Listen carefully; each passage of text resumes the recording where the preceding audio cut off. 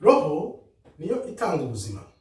Kuko iyo roho imaze kuva mu mubiri, umubiri usubira mu gitaka aho waturutse. Roho igakomeza kubaho nayo igasubira aho yaturutse. Dukunda kuvuga rero ngo nyuma y'ubuzima. Nyuma y'ubuzima tuba tuvuga ntabwo ari ukuvuga ngo ubuzima burangiye. Ikiba kirangiye ni uyu mubiri usubiye mu gitaka aho waturutse, kuko roho irakomeza ikabaho. Niki rero gikurikira iyo roho imaze kuva mu mubiri?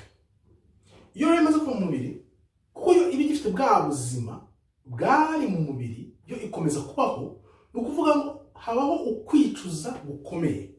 Roho ikomeza kuba weho, kuko weho uri roho iri muri weho mu mubiri, ntabwo uri umubiri uri muri roho. Byumve neza?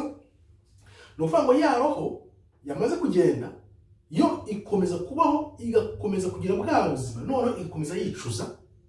Kwicuza gukomeye cyane cyane ibyo ubwonko bwakagombye kuba bwaratekereje, amaso yawe uko yagombye kuba yararebye neza, cyangwa se uko wakagombye kuba warakoresheje amatwi yawe ngo wumve neza, ariko cyane cyane umunwa wawe. Umunwa, ibyo wavuze, ibyo byose urabyicuza kubera ko uba utagishoboye guhindura ibyo wagakoze.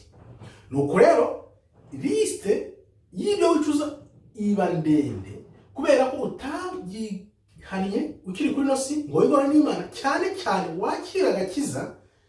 Ibyo wakoze ugambiriye ubizi neza ko ari bibi, ko ari ubugome, ibyo byose iyo utabyicuje ngo wakira agakiza ukiri muri uyu mubiri utarapfa, ni ukuvuga ngo ugendana nabyo. Ya roho ikomeza kuba ifite, urakomeza ibyibuka, noneho ukazategereza rwa rubanza rwa muntu n'uwo muzigo n'iyo liste y'ibintu byose uri kwicuza ufite.